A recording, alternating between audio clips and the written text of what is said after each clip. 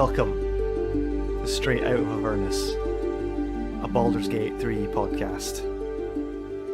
I'm your host, Drew. I'm joined, as always, by my cohort. It's Andrew. How's it going, mate? I'm good, thank you. You're not in the best of moods with me right now, though. I've got to tell you something, Andrew, before we start. What's that? The saga continues. Oh, God. No, you're right.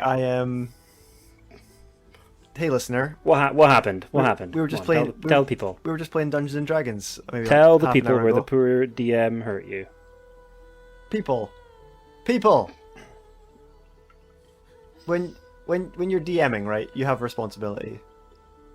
But you have to set an appropriate challenge for your players, and in order for it to be fun and enjoyable for everybody. Andrew did not do this. Do you know what? Right, when I'm making, you won. We won, but like thanks to all the have fun. we won to the high level fucking NPCs that are with us at the moment. That's true. I wouldn't have put you against a Leviathan if you didn't have backup. That's ridiculous. Players, like people who don't play Dungeons and Dragons, like when you're building the game, there's like a challenge rating system that is like inbuilt into the game. It's not great. It's not perfect. No, it's a guide. It's a guideline. Yeah. When I'm making encounters, I usually I make the encounter deadly for any encounter. Mm-hmm. Oh yeah, so do I. I think less than deadly is boring. For every encounter, and then I usually add a hard on top of that if I want it just to be a normal, decent fight. Mm-hmm. Or if I really want to make it a really hard fight, I'll add like a deadly on top of the deadly. Mm-hmm. I don't know what you threw at us tonight. So the way that the challenge rating system kind of works, more or less, it is each creature has a challenge rating anywhere from a quarter up to 30. And beyond. And I think 30 is as high as you can go. I think Tiamat might be 30. I wonder what Vecna is. But who knows? But the general idea is that for example, a challenge rating 4 monster will be a decent encounter for 4 level 4s. An appropriate challenge. An appropriate challenge for a party of 4 is how the game works around a party of 4. And so a CR 8 would be an appropriate challenge for a party of 4 level 8s. What did you do? You're level 8? There's 5 of you. We're currently level 8. There's 5 of you, and you have 2 NPCs that are pretty high level. Yep. What did you do? And I sent you against a Leviathan, which is a CR 20. An adult black dragon isn't CR 20. But anyway, you won. We all died, and then you took pity on us. I don't think I did. And then we scraped through by like our teeth. My favorite part of the encounter, though, was when Andrew did an ability with the creature, with the Leviathan, that did enough damage to knock us all out, to pretty much take us to 0. We were all like, after one hit of this thing that just fucking happened, it was like we were all hanging on by our like skin of our balls, and then he just goes, "Oh, I re-rolled for that. I can do it again." On the next turn. Yeah, it was fun. I enjoyed it. I had a great time. I enjoyed the humor of it. If it were any other DM, I think I probably would have just left. But we did. But thanks. However, players, don't be afraid of your DM. Pester the shit out of them, because we managed to get some high level loot out of him, which he hadn't prepared. No, I hadn't prepared any loot, and then you guilt tripped me into giving you loot. But you're fucking right. So, yeah. But anyway, this isn't another D&D week. Oh. This is another... No. We're back into it. We're talking about Baldur's Gate 3 today. Hey, we're back into Baldur's Gate. Hey, guess what I've been playing this week? Disco Elysium. No, I'm playing Starfield. No, I've played pretty much Baldur's Gate all week. My wife has been really cool. Nice. And I've said to her that I really want to get a good game finished someday. And Before the new year. Oh, that's not happening. And I was able to kind of get through a few little... I was going to say I got through some stuff. I got fucking stuck for 2 days. You did. On a bunch of encounters that were really difficult. and then I went. I think you've gone into them at a slightly lower level than I was when I did them. I'm 12th somehow. level. I'm 12th level, mate. Oh, were you? Okay, I thought you were like 9th. I don't know why. And then it was like last night. I was like, oh, I'm gonna go and get into Shadowheart's story. I'm gonna go and complete some of that. Went into her and like the challenge, triggered the encounter, and was like, I'm just gonna turn the game off because I can't. There's no way. That was a tough one. There's no way I'm getting this one done tonight. Yeah. But hey, I've started to kind of cheese encounters in the playthrough I'm doing with my wife, where I'm playing as Gale. I've made him a necromancer wizard, and so I get like 4 summons. Wow. And also, I can conjure like an elemental, so I've got like 5 things, and I've got shovel. Of course. So I've got like 6 summons. You took the advice of the podcast. Find shovel. Learn shovel. Always cast shovel. Absolutely. Always cast shovel. And whenever we don't always play it together. My wife's she's the main character in it. She's player 1, so she plays sometimes without me, and sometimes I'll come into it and be like, oh, can I join you? And I'll take the controller, I'll get onto Gale. She's already done like half a day's adventuring, and Shovel's not with her. She's like, what are you doing? Summon Shovel, come on. Summon Shovel, cast mage armor. Standard wizard stuff. But speaking of Baldur's Gate 3, there's some news. Holy moly. Here's the news. It's a pretty big news. So the joystick awards, Golden Joystick Awards, happened somewhere. Quite prestigious. Yeah. It's I don't know what the biggest game awards is, but it's one of the biggest. I know, but I can't remember. Golden Joystick is pretty up there though. It's pretty up there, it's a good one. And Baldur's Gate 3, I mean, it wiped the floor with pretty much everyone. A clean sweep. Yep, they won every award they were nominated for. What were they nominated for? Which, I mean, I know it's not a game, and this isn't the Oscars, but was it Return of the King? Won every single Oscar it was nominated for. That's what I was thinking of when I was watching the highlights. Yeah, I was just like, so Baldur's Gate 3 is the Return of the King of gaming. I think that's what Steven Spielberg said. He says it's a clean sweep. I think something along those lines when he gave out the Best Picture award. Nice. So what do they win? So they won Best Storytelling, well, I think very well deserved. Absolutely. Yeah. Okay. Yeah. Sure.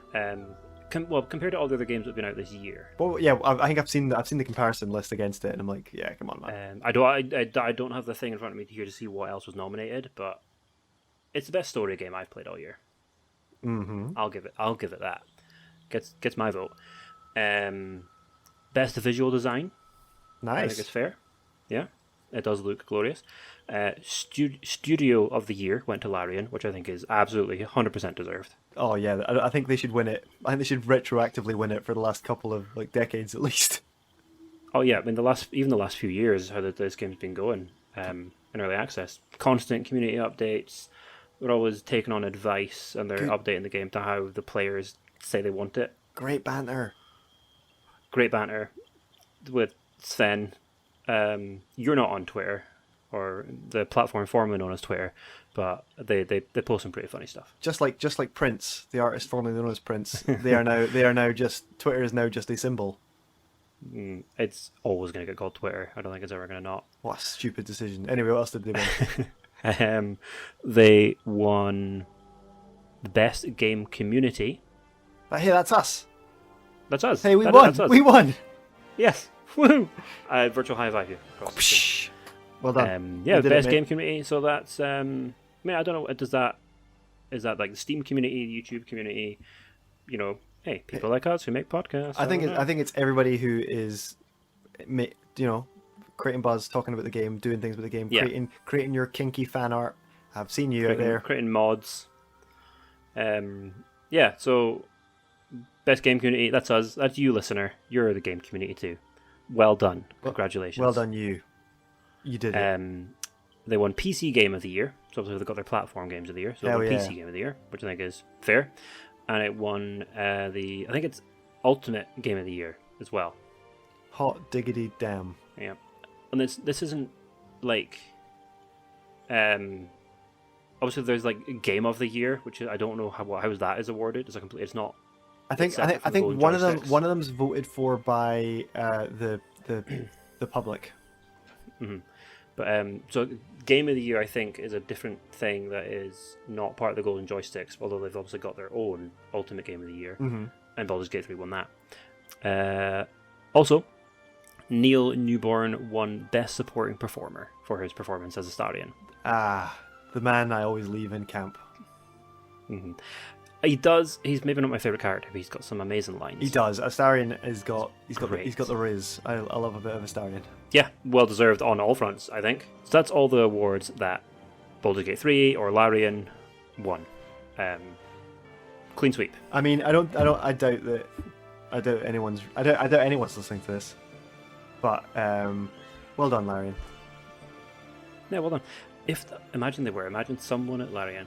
Here, listeners, get this to reach someone at Larian. I want them to listen to us fanboy over them. I know some guys who work in game development. Yeah. And what he's told me is that like if there's stuff out there about your game, there's probably someone in the office that knows about it. So excellent. So do you know in the Internet Historian video about No Man's Sky? Oh yeah. Do you know how at the end of the video he reads the fanfic between like the guy meeting. I seem to remember that. Yeah, games where he just gets like gangbanged by everybody. My friend says that they'll definitely have seen that. Okay. Oh god! Hey, No Man's Sky won the Still Playing award. Really? No Man's Sky is still out there, eh? Yeah. Good for them. The little game that could. Well done, Larian. Well done, Baldur's Gate 3. Well done, us. Yeah, well done you, Andrew. I'm putting us in there. Andrew, mate. Andrew. Yes. Well done, mate. Well done. Thank you. Drew. Yeah. Well done. It's okay. We do it because we love it. We've done the Naught Lord. We've done the beach. Yes. We've done the Druid's Grove. We've done the Blighted Village. We did it. We've done the Goblin Camp. We did it. So now we are assuming that we sided with the Druids and the Tieflings. We've partied. Done some shagging. We've possibly done some shagging. Possibly had a party member come on to us. I had Halson came on to me last night. Oh, very good. A guy who I've shown no interest to. He's usually at the back of the room, and I ignore him. And he's like, I think there's something special between us. And I'm like, mate, I've never talked to you. Yeah, like that with Gale. You get like a cutscene with Gale at one point. I'm in an established relationship with Shadowheart, and Gale's like, "Come walk with me through the woods. Oh, by the way, I love you." Oh yeah, I've had that. I was like, all right, Gale, calm down. Anyway, we're partied with the Druids and the Tieflings, and we're waking up, and we're a little bit hungover. Sure. And Halson wants to speak to us. Oh no. And yeah, he goes with this big spiel about going to Moonrise Towers. Mm-hmm. And he says there's two ways you can go there. You can go through the Underdark, or you can go through the Risen Road, through the Shadow-Cursed lands. And he then says, don't do that. Go to the Underdark, it's safer. Do you know what I said? What's that? I'm going to do both. Exactly the same, I did both. However, we're not going to do that yet, because we've still got the entirety of Act 1 to explore, Halson, so simmer down. We've got stuff to clear up. We do, indeed. So, we did skip over this bit before, because we went and got Karlach. We said, come here, get Karlach, then leave again. Yeah, but we'll go over the bit where you go get her now. Yeah, the Risen Road section of the map. Yeah.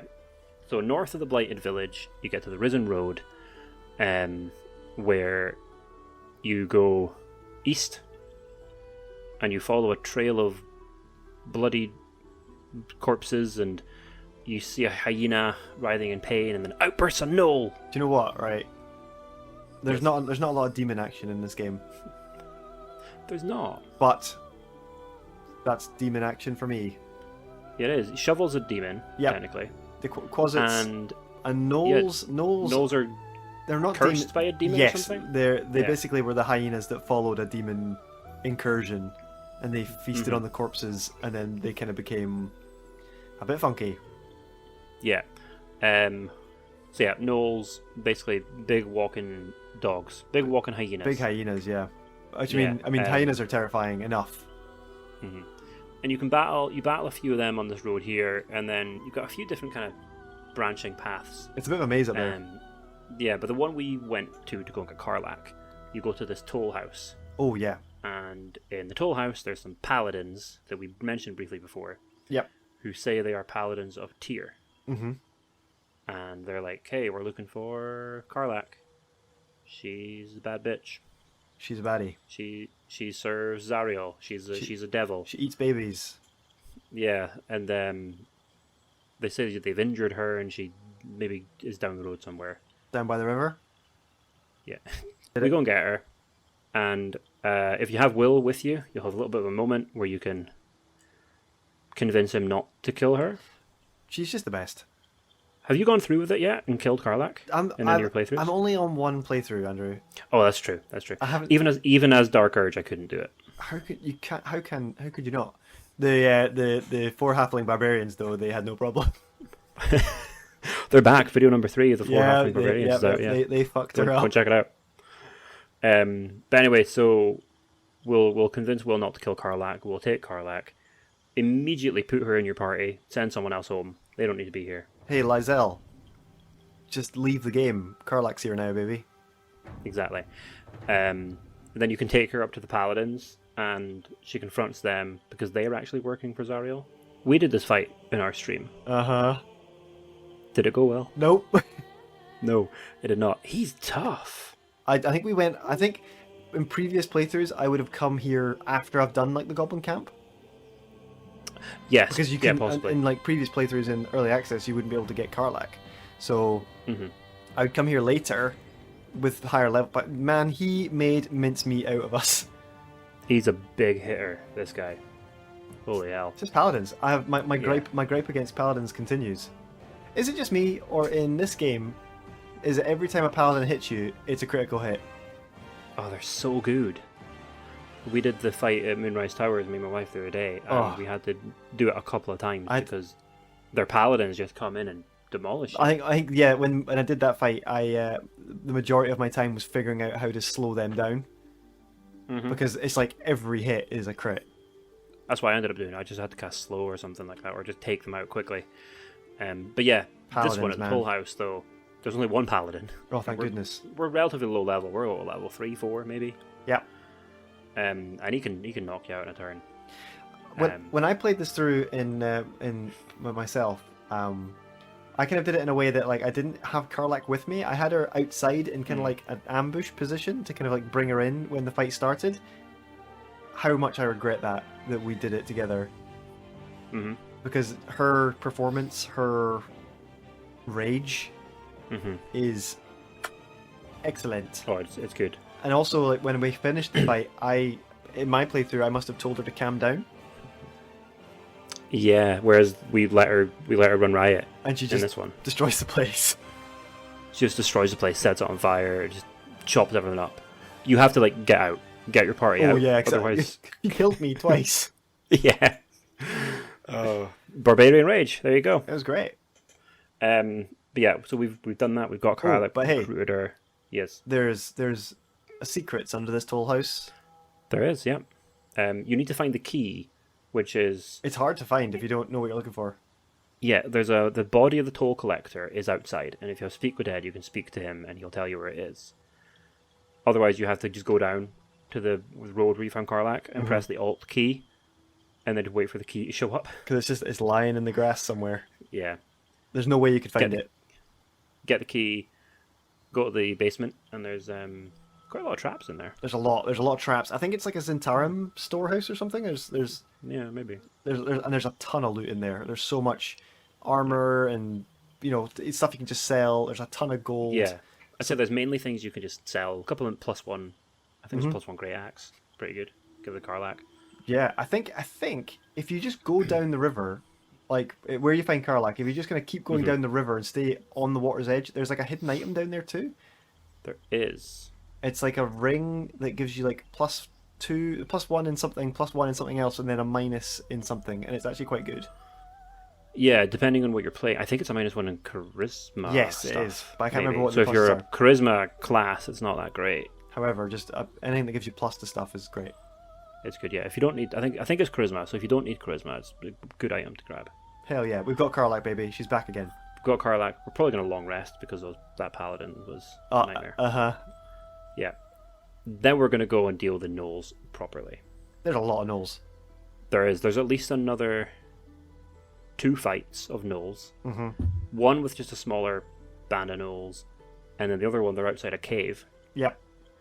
And one of the gnolls is infected with a mind flayer parasite. It sure is.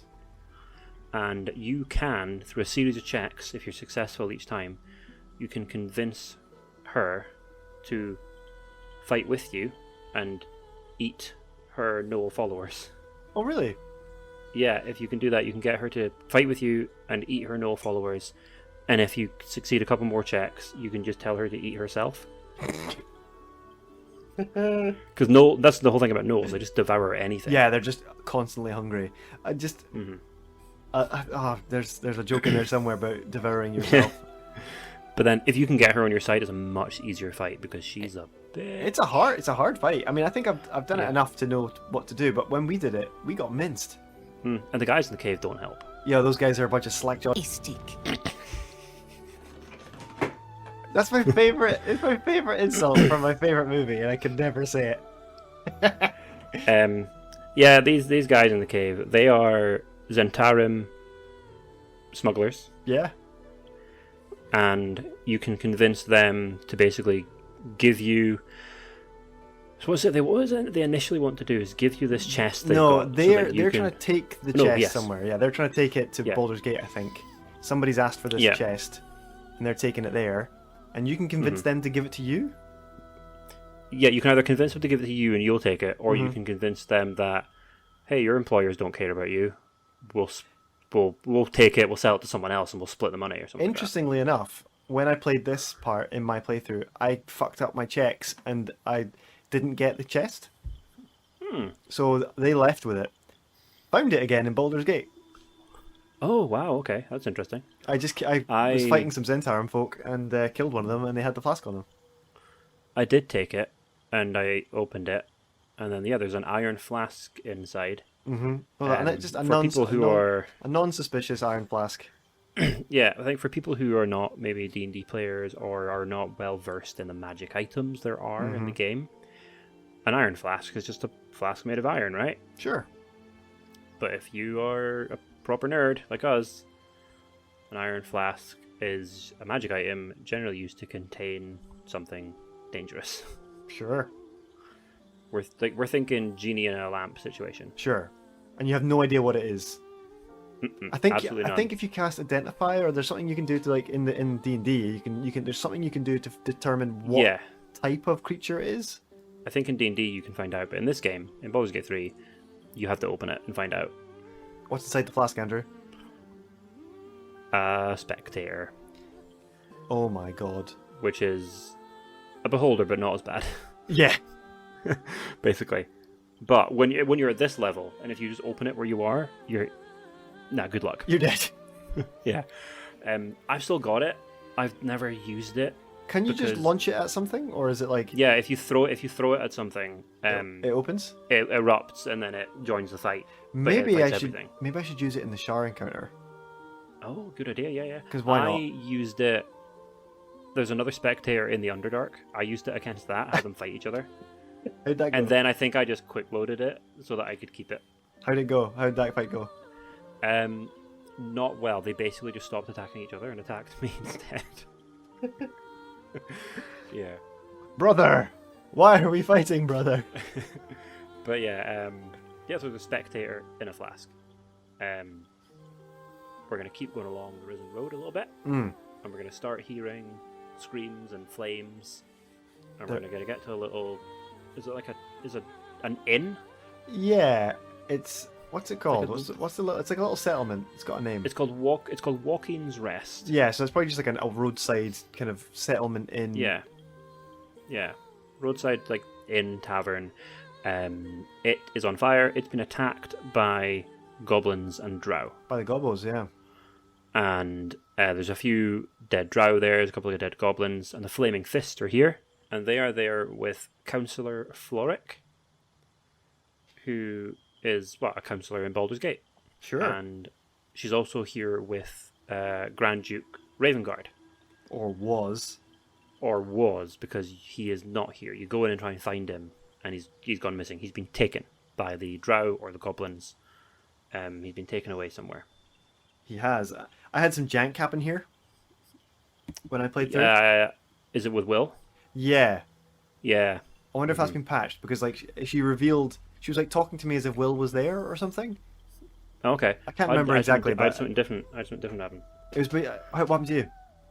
Well, there's a weird bug that happens where, so this place is on fire. You go in, you rescue Councillor. Well, you've got to rescue her because she's trapped inside. Or not. She can die. Oh really? I'm pretty sure she can die. Yeah. Oh, interesting. Well, I suppose she could. It's this kind of game. It's quite hard. If you don't know what you're doing, it's quite a tricky little thing to maneuver. Yeah, because there's like blowback physics involved in the fire. If you open a door, I'll give you a heads up. Apparently, one of the flaming fists here has a really good item. Ooh, and if you tried to kill them, if you cast command drop on them whilst they're inside the building, okay, they can't get it. Right. Okay. Because everything's on fire. So then later on, come back once the fire's out. You've got like a really good weapon. Yeah, I'd say this is one where Create Water comes in a lot of use. Oh, also very good spell for this. There's a kitchen downstairs on the right. There's tons of really fun food in there, like cinnamon rolls and bagels and stuff. I mean, cool. I know you've. Is it your wife that she kind of like plans their meals? Yes, she does. She plans what they're eating at a long rest. You can get a bit more variety if you go into the kitchen downstairs. Okay. Just for a heads up. Very good. But yeah, so the janky thing that I had was I did all this, saved Councillor Floric, got her out, and then when I went back to camp and spoke to Will, he tells you that his dad is Grand Duke Ravengard. Yes. And he is Will Ravengard. Oh my god. So he's a nobleman. He's the son of the most powerful person in Baldur's Gate. That's quite a big lore thing they did, because Ravengard shows up in a lot of written adventures. Yeah, he's mentioned in. He's in Elturel when it goes missing. Yes, right? he's in Elturel. Yeah. So he's in. That's a lore episode right there. Yeah, we'll be doing that one sometime soon. He's in Descent into Avernus. Mm-hmm. I think he's also in Tomb of Annihilation as well. I'm not sure. Oh, okay. But I know he's in another one as well. Interesting. I've got the book somewhere back there. I know he's in. He appears in multiple books. So Ravengard does appear and is like a canon character. Yeah, that's quite interesting that they've included canon characters, which is pretty cool. And that Will is his son. And that Will's his son. Yeah. But the janky thing that happened was I think Will constantly after this had an exclamation mark above his head. Oh really? As if he wanted to speak to you. And that the only way to get rid of it, I'd look up online, the only way to get rid of it was to come back to Walking's Rest and go inside the inn. And then speak to him and it would disappear. Weird. Yeah, it was annoying because I always thought he wanted to speak to me. But yeah, there's some other pretty cool stuff here. You can get a pretty good magic item from her though. She has an option of 3, and you can take 1, which is a bit kind of like boo. But there's also a Zentarum hideout here. Oh yeah, there is. Which I sometimes always kind of forget to do. It's actually pretty deep. I think the first few times I've played through in like early access, I never fully explored the Zentarum cave, but it goes back. It goes right back. It's massive, yeah. And there must be loot here. I think there is. I've not actually spent a whole lot of time in Zentarum Cave to really figure out, because like I said, I played this bit multiple times in early access and while the game's been out, and I've only actually been to it a handful of times. I've not thoroughly explored it. One thing I do know about it, there's a entrance to the Underdark here. See, I didn't know that. That's interesting. So it comes out behind the Minotaurs. Oh, okay, right. It's exactly where you want to be. Oh, yeah. But yeah, so Zentarum hideout, it's got Zentarum, who are I don't know if we fully explain who they are. They are criminals, basically. Yeah, it's like a Thieves Guild. Thieves Guild, yeah. They've got a hideout here, and they have a painter that they've captured. Oh yeah, I'm seeing the fruits of that labor. And you can choose to either rescue him, or buy him, or just leave him be. Yep. It's a pretty tricky fight if you get the Zentarum against you here. Yeah. I mean, it's pretty tricky. I wouldn't really go into this fight without being like fully loaded. I don't think. I think from my point of view, I was kind of in the opinion of I am not going to start something with a faction unless I have to. Mm-hmm. Especially like a big thieves guild, because you might need them later. So like with this Yeah. I played very cockani. I was very nice to them. Yeah, I think I was nice to them as well, and I got them on my side, and I didn't buy the painter. I just left them there. Yeah, I bought him. Yeah. So I didn't. So I've not. You're doing a quest at the moment, I think, in that's right. Baldur's Gate that has to do with him, but Yes. I don't get that because I didn't free him. You've been denied content. Yeah, I freed him in my Dark Urge playthrough because I just wanted to kill everyone, and I left him alive. So he's technically free. Oh, nice. So you can paint the massacre. Yeah, exactly. Leave one alive to tell everybody about what happened. You can. We're gonna leave here again. We're gonna leave Walking's Rest. Bye, Centaur. We're gonna go west, and then you don't really see it, but you get a voice line where someone's just like, "Is that a dragon?" Oh yeah. And that's kind of your cue to go back to camp, get Lizelle, because you want Lizelle in your party because you're gonna go meet some Gith. Uh-oh. And they are not. You thought Lizelle was a bitch. My god. These guys should be a pushover, right? Another very tough fight, I think. I think up until like early access, until level 5 came out, it was the hardest fight in the game. I think so, yeah. But now when you get to level 5, if you go here, it's still hard. It's still hard, but it's a lot easier, especially if you've got maybe Lizelle and Karlach, because they can both do extra attack. And if you've got Shadowheart, you've got Spirit Guardians. I had Gale and Counterspell because... Oh, excellent. Ugh, yeah. God damn. It's just a bunch of Gith. And Gith. They will beat the snot out of you if you're not careful. They will. They're looking for the artifact that Shadowheart has. Yes. And I don't know what happens if you tell them you've got it. They probably just fight you. Oh, yeah. They're just going to...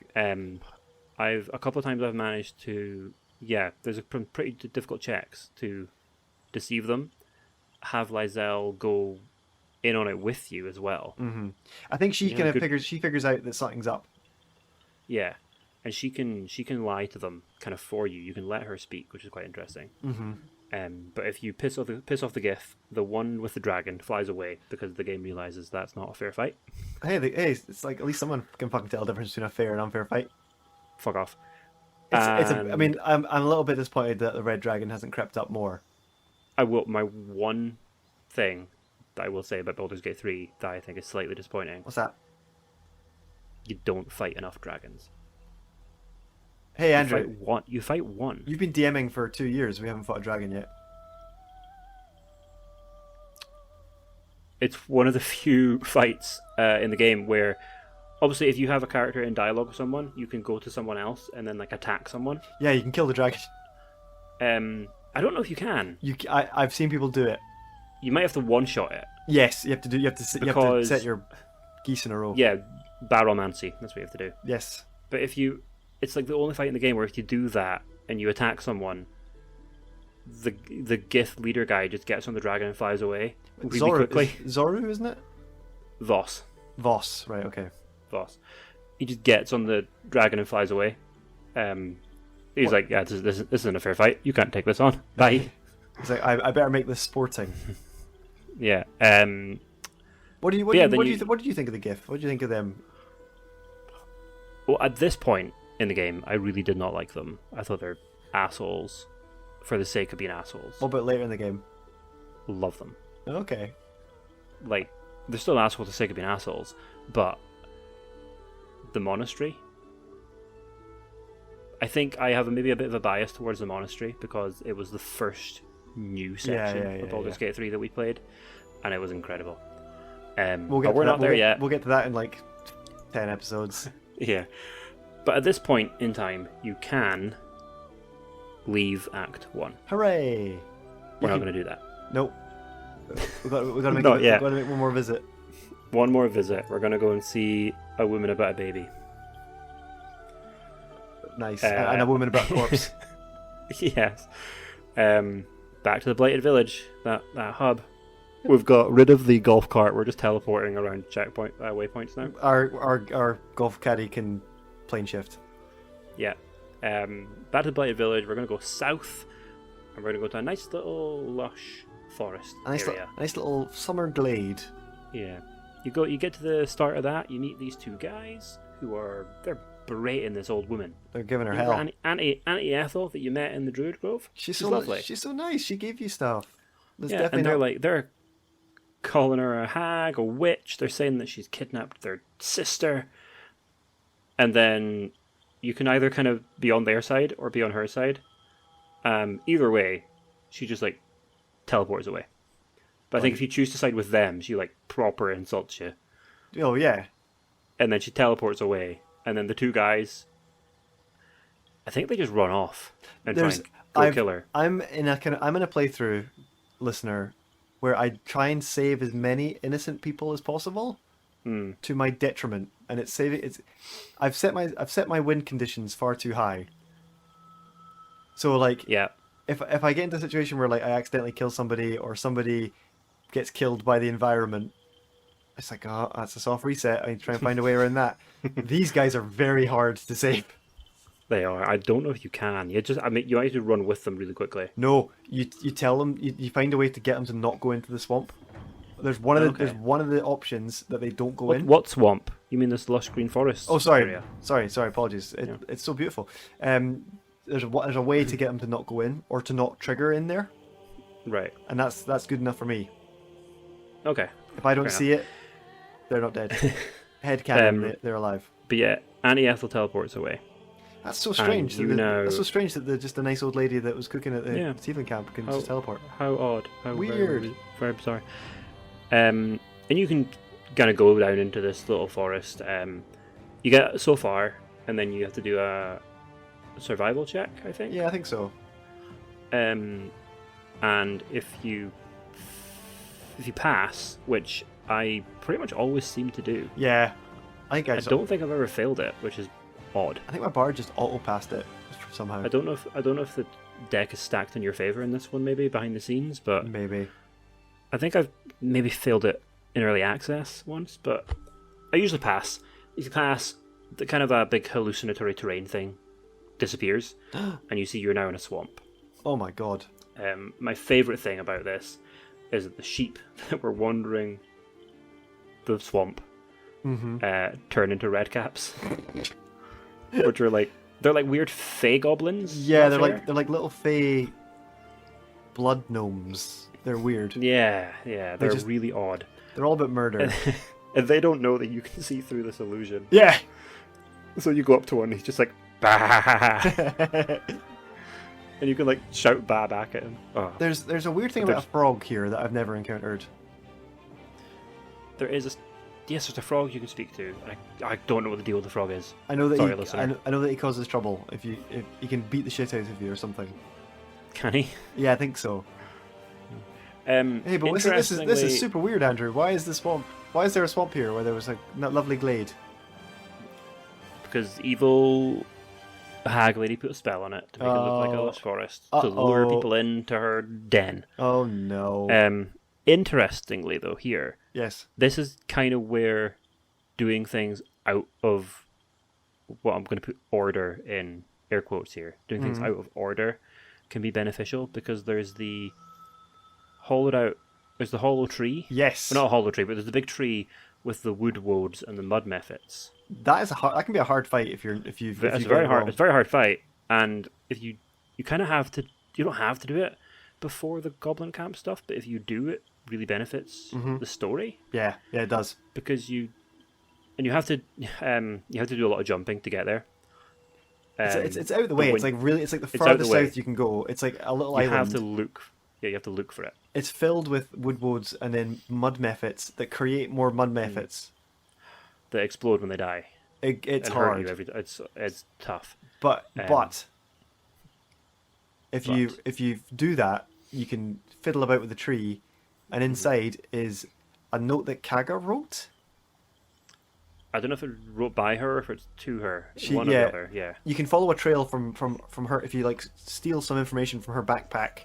It says there's a note. Which for her. again, you have to really look for. Yes, you can find out that she's in contact with shadow druids, and that she's up to no good. And you can, there's a couple of different ways you can do this. If you do this before doing the Goblin Camp stuff, you can go back to the Druid Grove and you confront her, and then the rats that are hanging about, they turn into like the shadow druids. And you fight them. It's a good fight. Yeah, it's fun. And then I can't remember the name of the guy in the Druid Grove, but I think he takes over. Yeah, as leader and you kill Kaga. Or I spare her. I sort it out. Yeah, she sees the but error there's of her also ways. you can save Halsin at the Goblin Camp. Don't go long rest. Don't go to your party. Go to the Druid Grove and tell him about this. And he'll like, I don't know what he does. I've never done it that way. But then if you, I think this is the way most people do it. You have your long rest. You have your party. Then you speak to Halsin about it afterwards, and he like demotes her. Yeah. Doesn't kick her out or anything, but he proper like demotes her and says, "Oh, yeah, she needs to learn the error of her ways and start again." I found out in one permutation that depending on how it plays out, if Kaga's snake kills the little girl, if that happens, the parents kill Kaga at the party. I've seen that, yeah. Apparently so, yeah. Like stab her. How do they poison her, don't they? I don't know. I've never had it happen because I always go out of my way to save the girl. Yeah, me too. Right. The only way. I mean, my Dark Urge had her killed, but then I killed all the druids. And tieflings, you killed everyone there. I mean, Andrew will go out of his way to save tiefling children, but not goblin children. Oh, yeah. In our stream, you were like, "No, let the goblin children go." I was like, "No." I always have someone stay by the doors and kill them on the way out. Confirmed. Andrew is racist. Just against goblins and their kids. Where were we? We're in the swamp. We're in the swamp. My shoes are all wet. Yeah, we're gonna follow the path down the swamp. We're gonna go past some red caps. You can fight them, but I get they're tough. They are tough. So maybe don't. Don't do it, kids. That's what I'm gonna say. Just don't fight them. You can just walk past them. They're fine because if they think you can still see the illusion. They don't fight you. I mean, they'll be on you soon enough. They will be. And again, you can miss. There's another guy you can find here who you can miss. He is a Gur, which I'd never heard of. But apparently, like a race of people. Okay, yeah, I remember this guy. Yeah, and he's a hunter, and he's after a vampire spawn. Who could that be? By the name of Astarion. No way. And you can turn him over. Oh yeah, if you want to. You can just be like, oh, here he is. You can literally say, oh, here he is, and then fight the guy and kill him, and be like, oh, don't worry, Astarion, I would never turn you in. You can say, here he is, take him, and then at that, I've only seen this on YouTube, the guy like just punches him and knocks him out. Astarion? Takes Astarion away, and that's him gone. Uh-oh. The next time you see Astarion is in Cazador's lair, and he's already dead. Oh no! Yeah, that's great. Yeah. I usually be like, "Oh, here he is," and kill him. But you can also just ignore him. But I don't know if he shows up later. Yeah, I knocked him out in my playthrough. Okay, does he show up later? I've not met him. Because you meet some Gur in Rivington. Oh really? Right, just outside Baldur's Gate. There's some Gur there. Oh. Some Gur. He might be there. If you don't kill him, he might be there. I don't know. Maybe. I've not seen him. Something to try. I'll look for him. Yeah, he's wanting to make a deal with the hag to help him find Astarion, I think, is why he's here. How convenient for him, the Astarion's just literally walked up. Yeah, I know. Anyway, normally I just kill him and move on. Move on with your day. We get to this treehouse. No, not treehouse. Teahouse, it's called. It's a teahouse. It's a teahouse. We go in there, we have another conversation with Auntie Ethel. She can reveal a lot of interesting things. She can reveal her form here as well, which I find quite rare. Oh, I usually get her to reveal herself. Okay. And it's very clear that Marina? Yes. Those two guys from before, this is her sister. Yeah, she's heavily pregnant. heavily pregnant. and Ethel's trying to feed her, force Yeah, feed her. because Ethel wants the babe. Yeah. What is it the way hags do it? Because she wants to eat the baby? Yes. Right. Okay. Hags. Because then, in order to make go and explain a hag reproduction cycle to me, please. Yeah, it's fucked. Right. So hags. I love hags. They're This is like some like Grimm Brothers level. yeah. Hags are storytelling. Hags are evil as fuck. Well, they're not really because they're fae, so they don't really see it that way. But in order to have they're more powerful if there's 3 of them. Mm-hmm. And I think there's definitely 2 hags in Baldur's Gate. I'm not gonna say anything. I know where I know where it is. Okay. So, in order to make a third, sometimes they might have, if they can't find another hag, they'll need to make one. So the way they do it is they get hold of a human baby, they devour it, and it makes them pregnant. Then do they vomit it back up? No, they give birth, I think, normally. Okay, I thought they vomited But back it up. gives birth to a normal child. Right. Then Okay. they put the child back into society, Right. where it becomes a little like Hellion, where it just causes awful havoc. And then when Okay. Like a hex blood type thing? kind of, and then when it gets to like 18, it becomes the hag it was born to be. Right, okay. So like, it just Okay. causes more misery. It's just like the hags are just all about causing as much misery. Yeah, they're awful. It's basically like any outcome with a hag will lead to misery. Mm-hmm. It's bad, yeah. There's some really good in Volo's Guide to Monsters before that book was made. Defunct. Redundant. There's some really good examples of like how All the hag lore in that book is still really good. it is really good, but it's things like okay, so a man is worried that his wife is cheating on him, so he goes to the hag and says, "Could you give me something that's going to stop her cheating?" And she says, "Yeah, no bother." He gives him the thing. He takes it back to his wife, gives it to her, and instead of like being all beautiful and going out and like charming and stuff, she stays at home all the time, and she becomes really lethargic and really like lazy and just becomes really gross and grotty and just gets worse and worse. So the guy will have to go back to the hag and basically debase himself or do something for her or give something to try and fix the problem that she created. Yeah. I haven't used many hags in D&D as a DM because Yeah. I feel they're I feel they're hard to get right. They are hard to get really right. It's got to be Because any choice you give has got to Has to have be like bad. it's got to be bad, but seem beneficial. Mm-hmm. One of the ones It's kind of the long con, I suppose. Yeah, it's the long con. The one I'd love to use. I can't remember if I've stolen it or if I came up with it myself.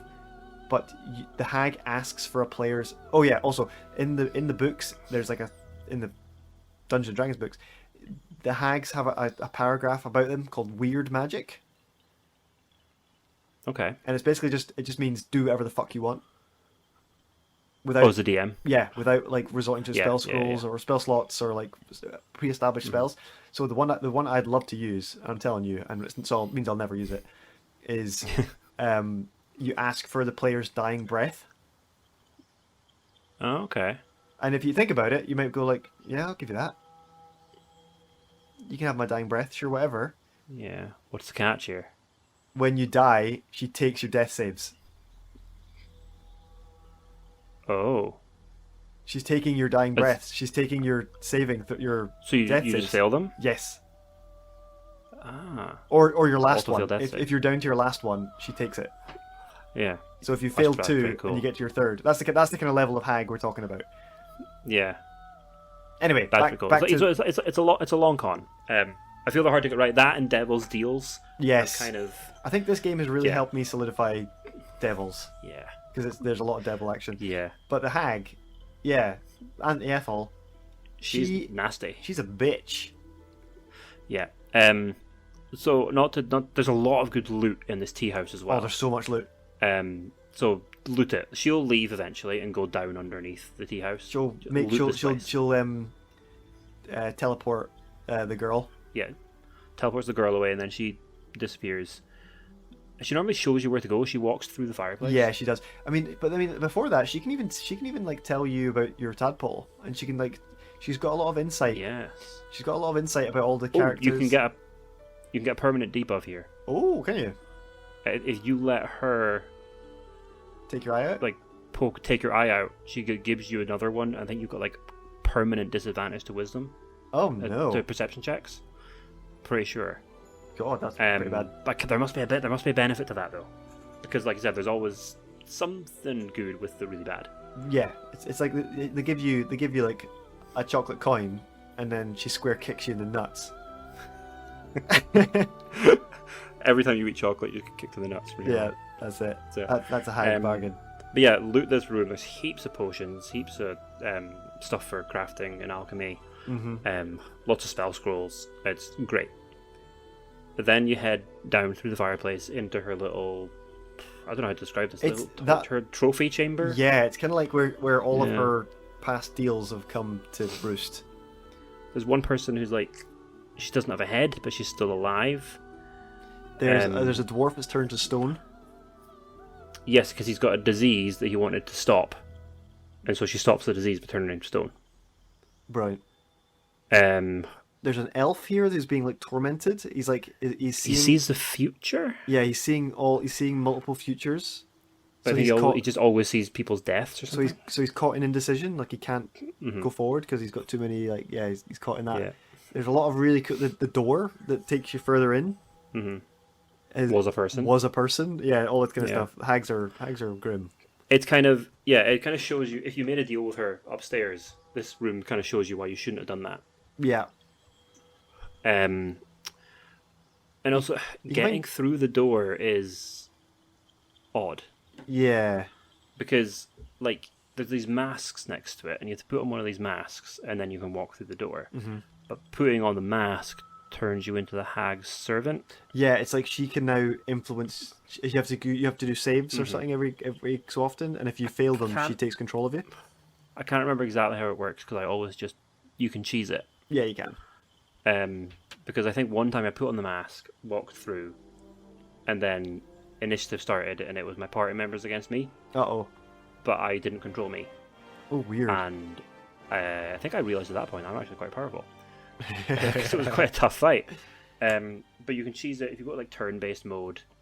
You put on the mask, walk through the door, take off the mask. You can also just convince the door to let you through. I've never managed. He kind of tells you that the door tells you that like he was part of an adventuring party that went down to try and deal with her, and then as like punishment for trying to kill her, he turned that person into a door, and then every time he lets people through, the hag punishes him.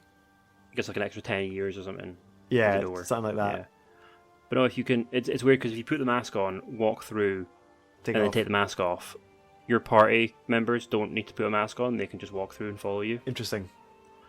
The next room, you fight some people with masks on. One of them is a beast, by the way. Yeah, some are pretty powerful. Like I say, because I set my own win condition and try and save people, I tried to save these people. You can knock them out, but if you take the masks off them, they die. Oh, sure. Okay. Oops. I just killed them. Fair enough. After that, it's just one of these things. It's chipping away at your spells and health. Yeah, it's the point of a dungeon crawl. It's to wear down your resources, get you get you tired. Yeah. The next bit is just lots of like tree roots and branches and platforms. It's just there's lots of poison gas and I've never understood the way around this challenge. Like I've never. If someone listening can help us, I've never figured out how to solve it. Yeah. If it can be solved, I don't know. I've basically just had to take the damage. Because you can disarm the traps, but they're too far in the poison for you to not get hurt. And then I think it's like it just recharges, so it's just constantly exploding or constantly gassing. And so I ungroup everyone and I have them jump and do it all separately and get them all to the bottom. It takes ages. It takes ages and it's a pain in the arse. There's probably a faster way of doing it. There must be. Now we're here for the proper fight of the hag. We're here to get her. And it's tough. She's a bitch. It's at level 5. It's easier, but if you're in at level, it's a lot 3 or 4. I noticed it's hard. I noticed that it's a lot harder since early access. Oh god, yeah. There's a few hints and tips we can give you. Oh, come on in. What have you got? So you go in, and obviously with any kind of fight, you can trigger the dialogue, go be someone else and then sneak around and attack them while they're still speaking. That's the You can do that. That's what I see as the cheap way. That's the wuss way. Yeah. At this point, I would say bring Gale or bring someone that knows magic missile. Aha, yes, this is a good way. Because it's going to really help you. Because when you start the fight, the first thing she does is she sets Marina's in a cage suspended above a pit. And it's made of wood, and she sets it on fire. So you have a couple of rounds until it just like breaks and she dies. Yes. So the first thing she does is that. And like she's pregnant, so come on, guys. Yeah. But you can either throw a bottle of water on it, or you can just use Shadowheart to have create water on it, and it puts it out. Of course. I would recommend doing that for reasons. Oh yeah. Fuck yeah. Make it wet, because wet is a condition, and then you can make Marina wet. You're goddamn right. You're goddamn right. Wet's a condition. So you make her wet because wet's a condition in the game. Get your mind out of the gutter, mate. Come on. She's pregnant. Stop it. Then I think the next thing the hag always does without fail is she creates 3 copies of herself. Ugh. And the annoying thing about that is each of them only have 1 health. But you don't know which one's real, and they all have a separate turn, and they all have her abilities. It's so annoying. So you could fight 4 hags. This is why you want Magic Missile. And if you upcast it at 2nd level, you just target each of them. But she keeps doing it. And yeah, I know it's so, but you want to get. That's the thing. She can keep doing it, and they don't go away. Oh, it's so you want to have Magic Miss. You want to have Gale. Pretty much is just going to use 2nd level Magic Missiles the whole fight. Yeah. So Gale's going to use 2nd level Magic Missiles pretty much all fight. Target all the hags. Get like 1 on each one. Get rid of them because they're pain in the arse. That's if they don't use Hold Person on Gale. Oh yeah, of course. She's got good spells, man. She's got it's such a hard fight. She's got a lot of she stacks the deck. She is a monster. Once she realizes it's maybe not going her way, the next thing she'll do is she will turn herself into Marina. Yep. And then teleport Marina out of the cage and switch places with her. Or she put them somewhere, like move her around. Yeah.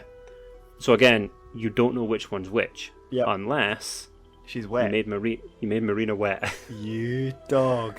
Because you then sly devil. whichever Marina is wet is the real one. That's very clever.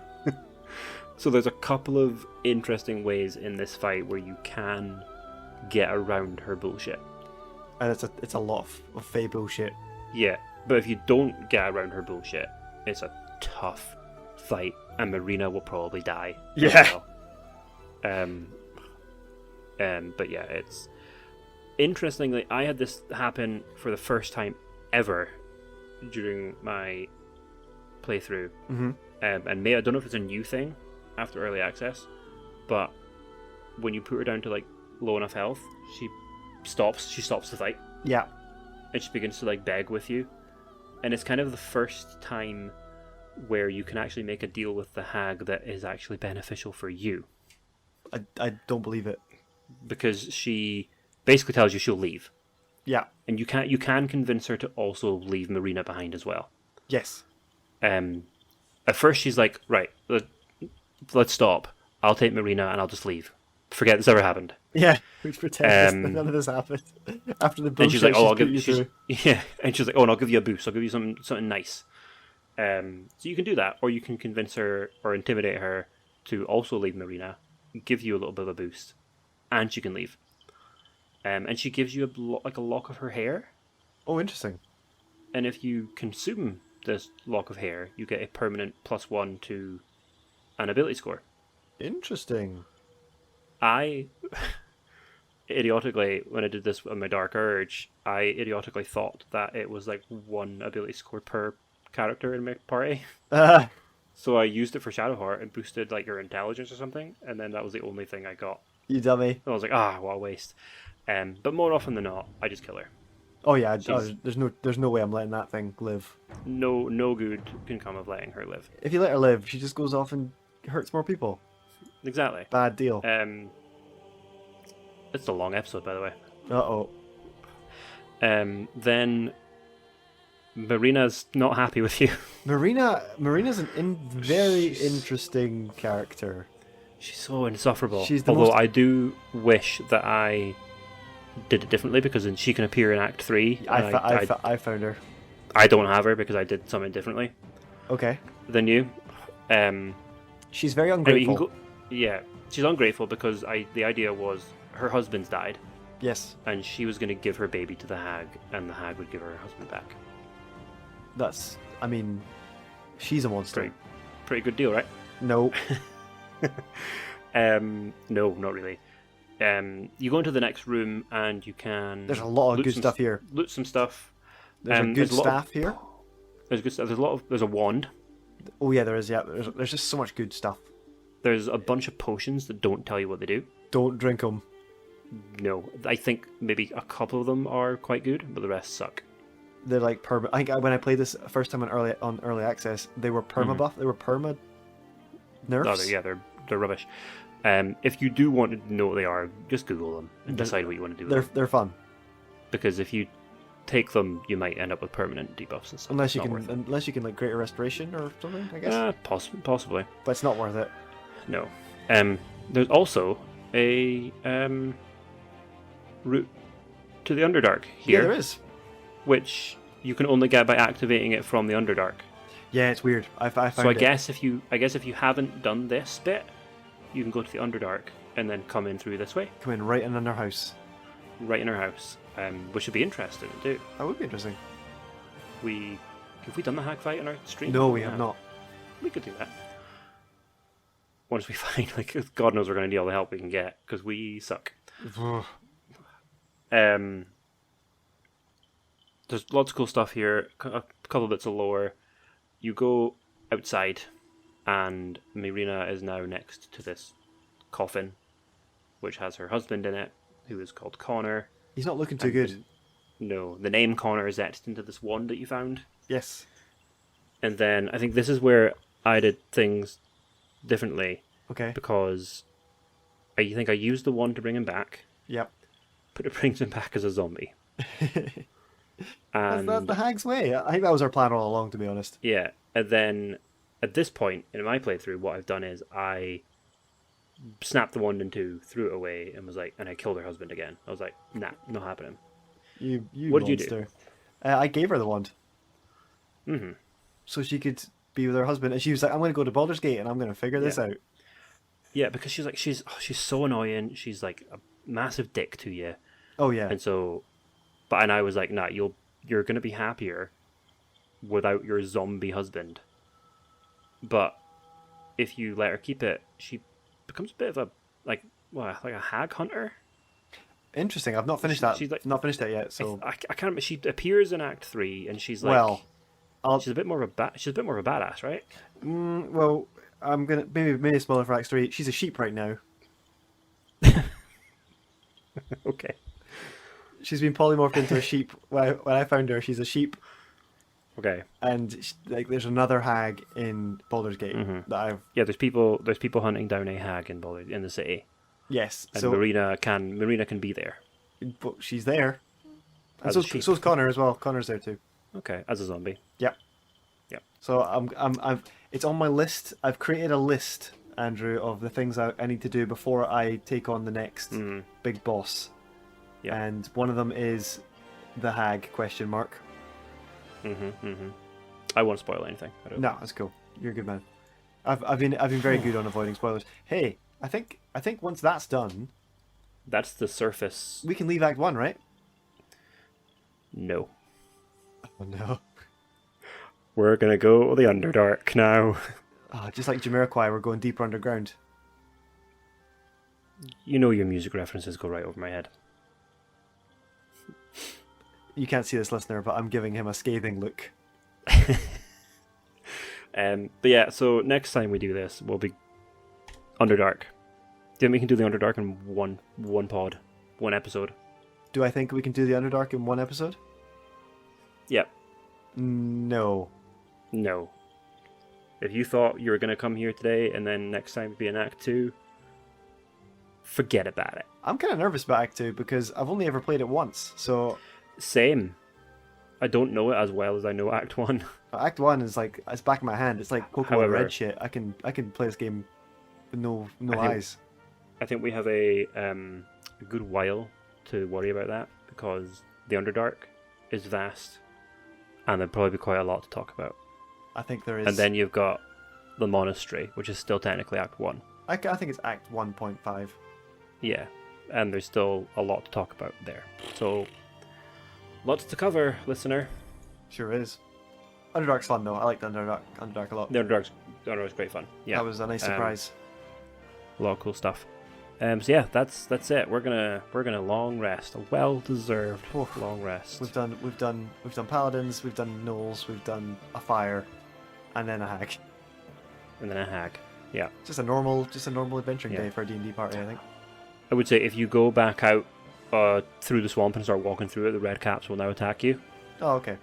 But you can just teleport to the Blighted Village or wherever you're camped, whatever. You don't need to deal with them. Oh, I fight them. I usually fight them when I start fighting with Anti-Ethel up on the surface. Yes, sometimes I trigger the fight with Anti-Ethel in her Teahouse. Sometimes I don't. Okay. But yeah, if you fight her, she'll like call on the red caps to come and help her, and then she'll disappear. What about they just drop kick you? Yeah, it's great. They're dicks. I think they have like big, thick boots on. I think that's one of their abilities in the book. Yeah. I'm gonna check that right. I was looking. I have the book right here because I was looking up the big monster that Andrew threw at us today. The Leviathan. Just to see how much of a dickhead he was being. Turns out, he was not being a dickhead. It was you won. It's fine. They've got iron boots on. In the book, it says the red caps have disadvantage on dexterity stealth checks. Because they're iron boots. So they got big boots on. They're also CR3. That's quite high. Yeah, it's pretty high. And there's like 4 of them here. Sure. The little shits. I love them. Yeah. But anyway, that's the surface of Act 1. Finished. We've done it. Whoa. Start from the bottom, now we're here. Hey, do you want to do our socials this time? Come on. Fuck. You can do it. You son of a bitch. Hey, everybody. Go onto your apps and just look up Straight Out of Avernus. And if it shows up, then we're there. If it doesn't, then we're not. That's pretty good. That covers it. Bye, everybody. Spotify, Amazon Music, Google Podcasts, YouTube, TikTok, Instagram. And you can email us at straightoutofavernusbg3@gmail.com. That sounds good. Oh, Discord. We're on Discord too. I'll update the invite link on the YouTube page when this episode goes out. Wow, he did it. He did it, folks. That was like 20 seconds. That's pretty good. I think I did it faster, though. Yeah. I mean, you're not wrong. Just search Straight Out of Avernus. Just Google us. We'll show up somewhere. Yep. But hey, it's time for a long rest, my friend. Yeah, it is. We had a big D&D session, now a big pod session. And who knows? Yeah, who knows what's coming tomorrow? I'm DMing for you guys again on Thursday. Holy moly, you should be Dungeons and Dragons out. And you are at sea, so more Leviathans could show up. Dude, at this stage, I don't think I can put it past you. On that note, I'm going to go to bed. Yeah, me too, buddy. Bye. You take care. Bye, everybody. Nope.